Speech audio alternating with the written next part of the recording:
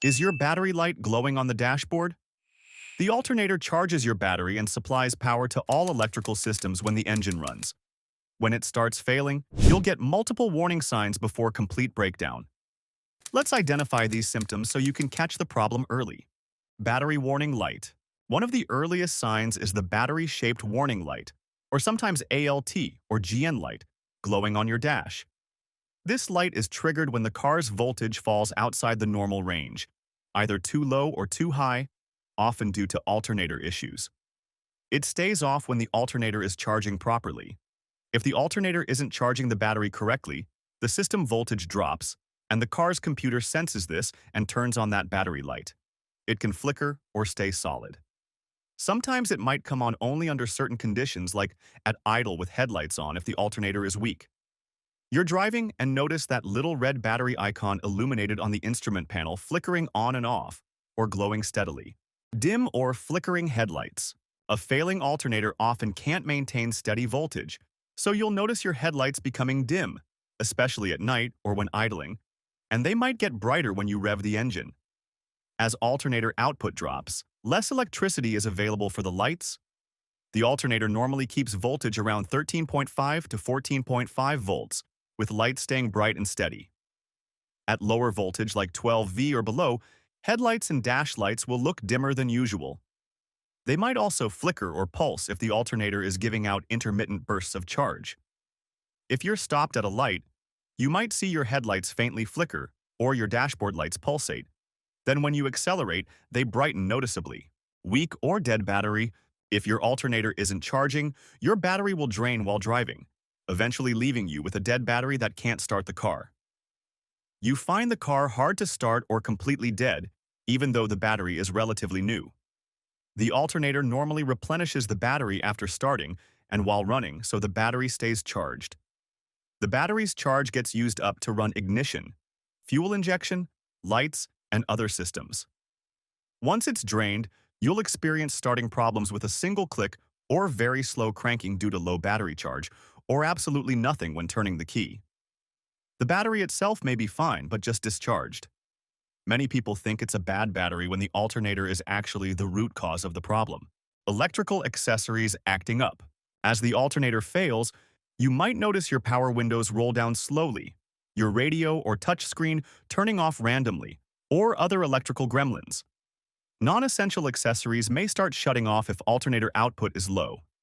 Many modern cars will actually disable things like the radio or climate control to conserve power if they detect low voltage. You might notice the radio cutting out or the speakers making whining noises that correlate with engine RPM from alternator whine due to bad diodes. Your speedometer or tachometer needles could behave erratically because the control modules aren't getting stable voltage. Systems will either perform sluggishly or shut off completely with multiple warning lights appearing on the dash like ABS light or airbag light. Strange noises from the engine bay. A failing alternator or its internal bearings can produce unusual sounds. One common sound is a growling or rumbling noise if the bearings are worn. Another is a high-pitched whining noise that varies with engine speed, which can be due to a bad alternator diode causing electrical noise, or a loose or misaligned alternator belt squealing. Mechanically, alternators have spinning parts and bearings, and electrically, issues can cause noise through speakers. A good alternator runs quietly with maybe a faint hum. If the alternator's pulley bearings are shot, it may grind or growl as it spins with a low growling sound from the alternator area, especially with engine running and underload, like with lights turned on. Burning rubber or electrical smell.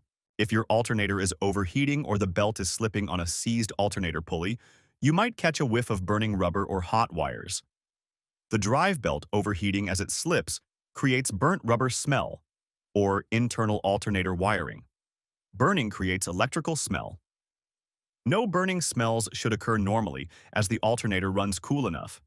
If an alternator bearing freezes, the belt may slide over the pulley instead of turning it, causing friction that heats and burns the rubber belt with a distinct nasty rubber smell, sometimes accompanied by belt squeal. If an alternator's internal components short, they can heat up and burn the insulation, causing an electrical fire smell that might come through the vents or when you open the hood. Test alternator output voltage. To confirm alternator failure, use a multimeter to test charging voltage. With the engine running, check battery voltage at the terminals.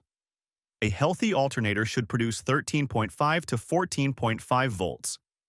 If voltage reads 12.6 volts or lower with the engine running, the alternator isn't charging properly. Turn on electrical loads like headlights, AC, and radio, then recheck voltage. It should remain above 13 volts. If voltage drops significantly below 13 volts or fluctuates wildly, the alternator is failing. You can also rev the engine to 2000 RPM and watch for voltage increase. A good alternator will maintain steady voltage regardless of engine speed, while a bad one will show erratic readings or fail to reach proper charging voltage. Check alternator belt condition and tension. Before condemning the alternator, inspect the serpentine or alternator belt. A loose, worn, or glazed belt can slip on the alternator pulley, preventing proper charging even if the alternator itself is fine. The belt should have about half an inch of deflection when pressed firmly. Look for cracks, fraying, or shiny glazed surfaces on the belt. Listen for squealing noises when starting the engine or turning on electrical loads.